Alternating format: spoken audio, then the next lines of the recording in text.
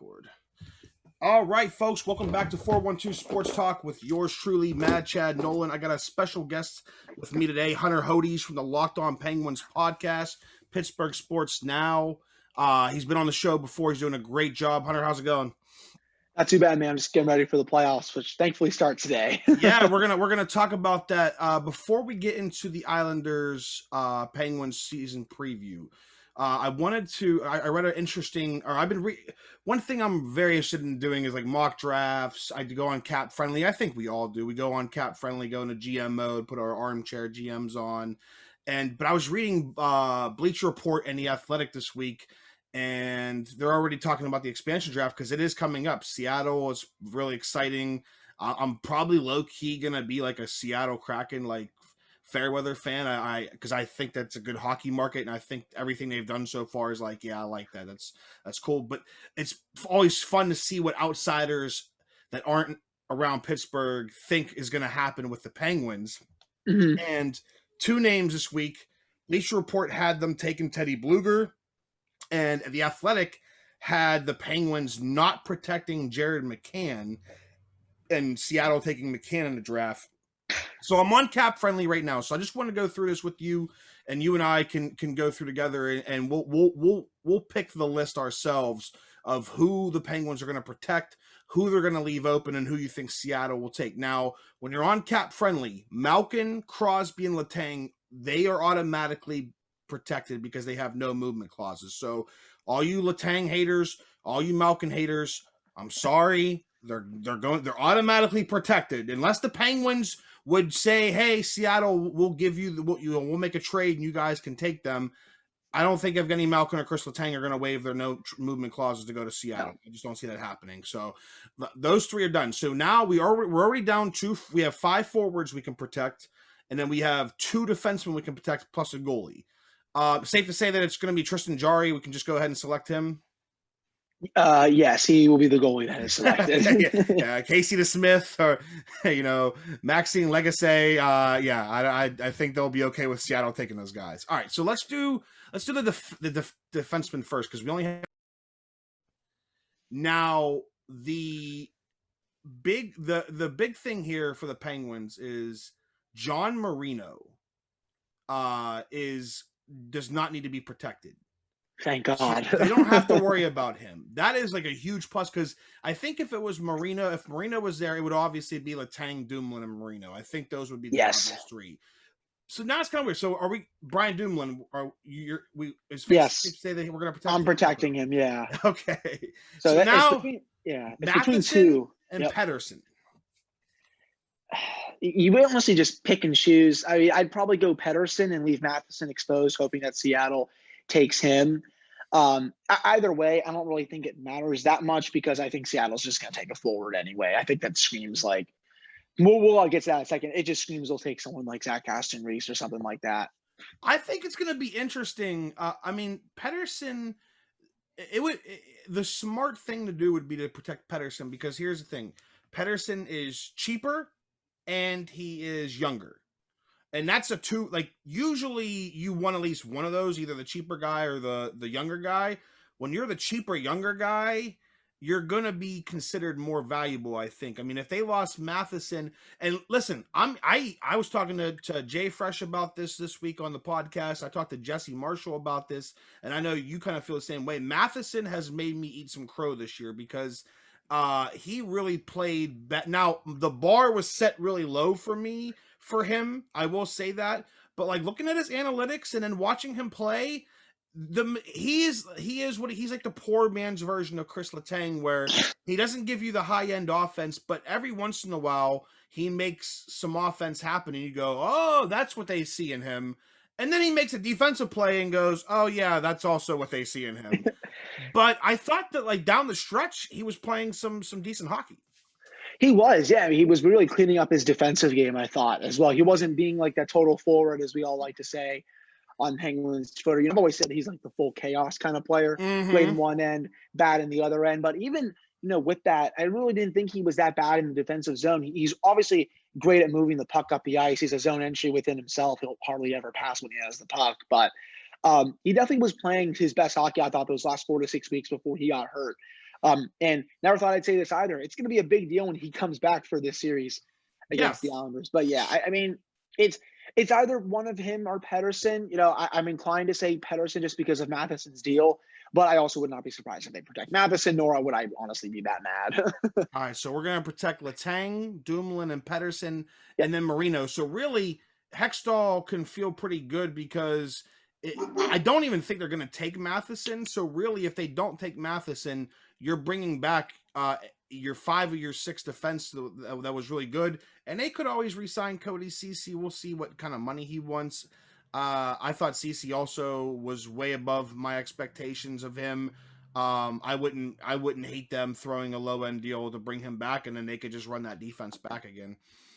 Yeah, I mean, if they came back with this full 6 defensemen next year, I'd be totally fine with And then that. you have I mean, Pierre Olivier Joseph yeah, as well. he's gonna be ready too. I mean, if they decide to deal one of Pedersen or Matheson this offseason, PO is gonna be 100% of the lineup next season, rightfully so. I thought he was good, except you can't really play him on the top pairing when he first comes. No, he's gonna have to do the Matheson Ceci, play him on the third pair, protect him, give him offensive zone starts, and then they did that with Letang. That's why when Letang first came up, they didn't throw him on the first pair, and it worked.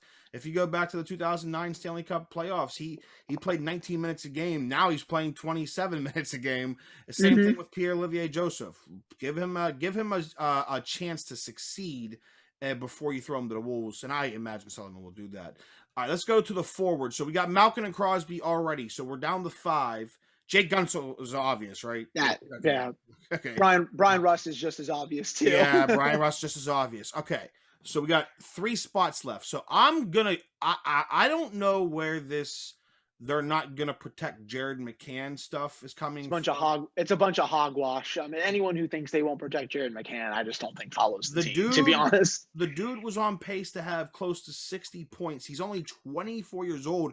Now, it's funny because I talked to Jesse Marshall on the podcast 2 weeks ago, and I was like, hey, are you like I'm to the point now where I'm okay with them re-signing McCann to $4 to $5 million a year, 4 to 5 years, because he's only 24 years old. He can play center and wing, even though I think he's a better wing.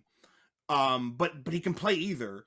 So it's not like you're just signing him to be that third line center, because really I think he's a top 6 left wing.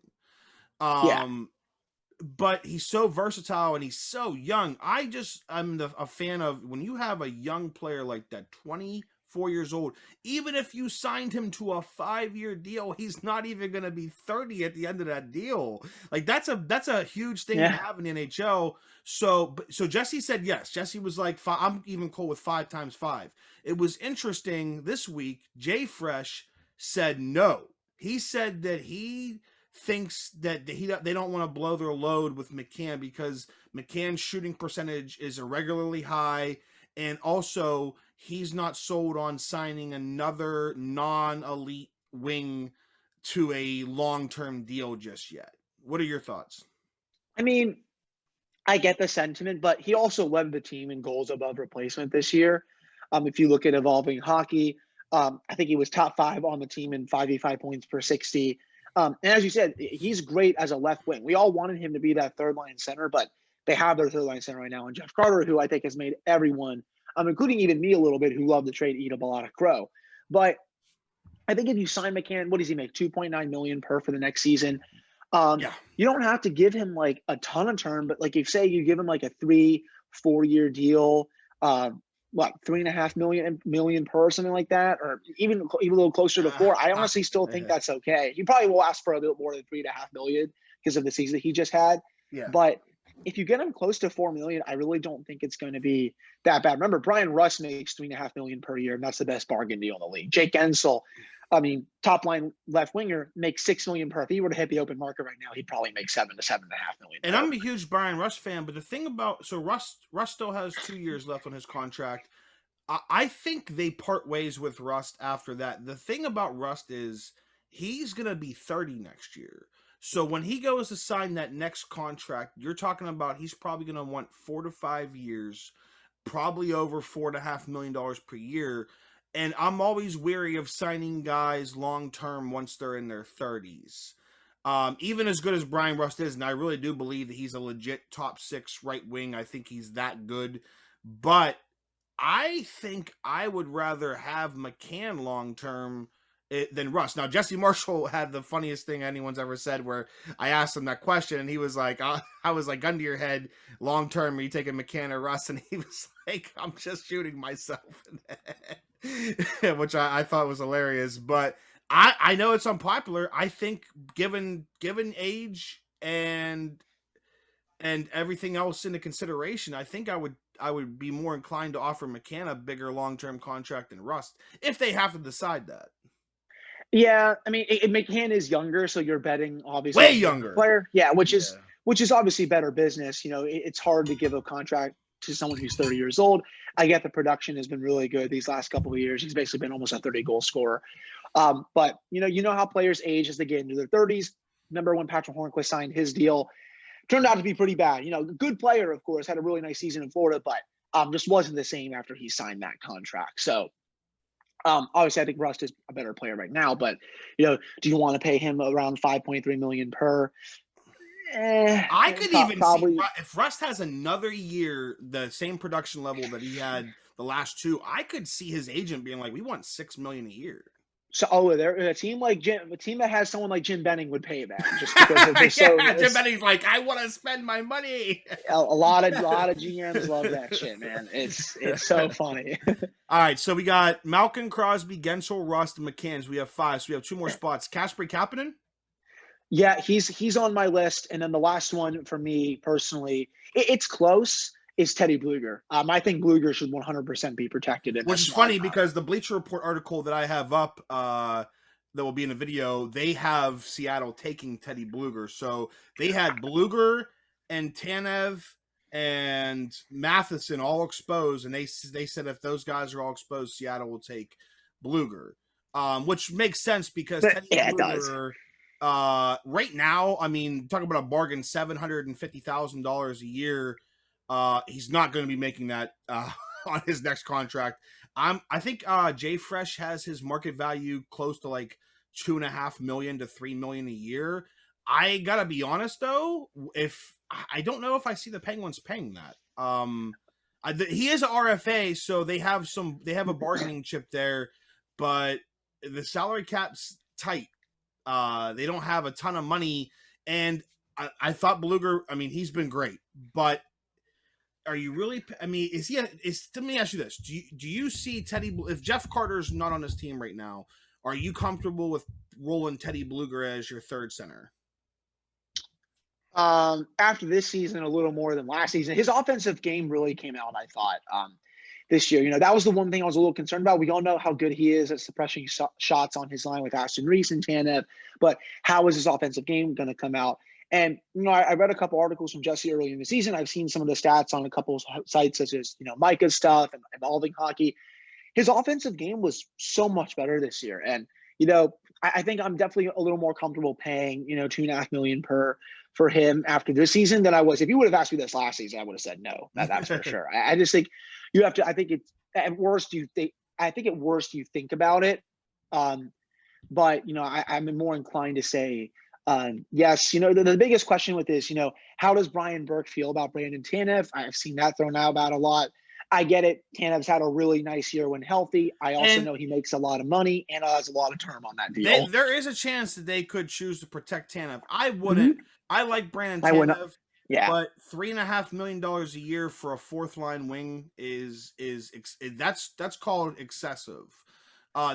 You do that when you have the ability to do that. Now, right now, so far, it's not hurting them, and that's largely because the CC Matheson pairing was such a big improvement over Schultz and Johnson that it didn't feel like, oh my God, they're spending $3.5 million on a 4th line wing when they could have used that money to get a top 4 defenseman. But Brandon Tanev is 29 and his contract runs for another 4 years. Yeah, it is. It's a long one. Yeah, Jim Rutherford really outdid himself when he signed Tanev to that one. I gotta be honest, man. Tanev, I could see a scenario where Seattle takes him because I just think hockey guys like Brandon Tanev is the kind of guy that gets over, and people think you're hating. Like, I took a lot of heat because I was like, listen, I don't think Brandon Tanev's a bad player. The metrics say that he's a fine, solid bottom six forward, but people try to tend to make him be more than he is just because of the way he plays. And that's my biggest gripe with hockey culture is like the blue collar players always consider, they always hype them up more because, oh, he's energetic. Oh, he does this. So there's a scenario where people in Seattle be like, you know what, man, we're drafting all these skill guys. We might need to go get ourselves a Brandon Tanev. I could see that scenario playing out very easily. It makes sense. So on the other hand, Ron Francis and they've developed a really nice analytics team there. Yeah, that's true. So that's why I think the pick might be Aston Reese if they don't protect him. And that makes a lot of sense because of how well he suppressed his shots and how his offensive game came out this year too. I think he had about 9-10 goals, which was, I think, his best season overall, point production wise. So I actually think that might be the pick. They're not going to take Jason Zucker here, people. Yeah, that's the elephant in the room. That was the last thing. I doubt that happens. $5.5 million for, that. So Jim Rutherford actually ended up making, I think, a solid overall haul this last year. But I think the Zucker, it's funny because at the time I was like, heck yeah, man. Jason I didn't mind it. But I think anybody being objective would have to say that Jason Zucker has been underwhelming for the Penguins. Yeah, I mean, that was a high price they gave up to get him. A couple other pieces, price. A couple of the other pieces I don't really care about. Obviously, the big prospect, Kalen Addison was the big one. Especially when you don't have any defensive prospects besides Pierre-Olivier Joseph. Yeah, and I'm not sure how good Addison's going to be. We still have to see when he fully makes the leap to the NHL. But I mean, at the time, I was like, hell yeah, man, this is going to put them over the hump. He's a really good player. He's been putting up some good production in Minnesota. Let's see what he can do with Gino. And last season, he was great. I thought he was their best player in the bubble, for sure. I think he had 2 or 3 goals against Montreal, was almost a point-per-game player on Sid's line. I'm like, okay, see what he does next season. I just think a lot of it, he plays hard. He plays well. It's just, I think he overthinks a lot of stuff. And his goal production, it cratered. He did have some bad luck. There was a lot of games. Yeah, there was. He hit some posts and stuff like that. But when you're making $5.5 million, man, and when a team gives up a first round pick and a B prospect for you, you got to produce, especially when you're playing with Malkin. And that was one of the trades from Rutherford. I didn't mind. I thought that's the funny thing. I thought he gave up a fair price to get him. He's a good player, top 6 winger. That's usually the price to get him. And this season, he's just been very underwhelming. I was more critical of the Kapanen trade at the time than I was the Zucker trade, and the Kapanen trade's been better than the Zucker trade. It's funny how that goes sometimes. And he'll likely be protected because he was almost a point-per-game player. I got to be honest, though. I could see a scenario. Remember, the GMs can always offer, like, hey, we'll give you this if you take this guy. I mean, maybe Hextall tells Seattle, hey, I'll give you something to take Jason Zucker. I mean, Zucker is 29. He's still. They did that with Fleury. They gave up a 2nd-round pick so they could take Fleury. So, but I see Seattle seeing that $5.5 million cap hit and going, nah, we're good.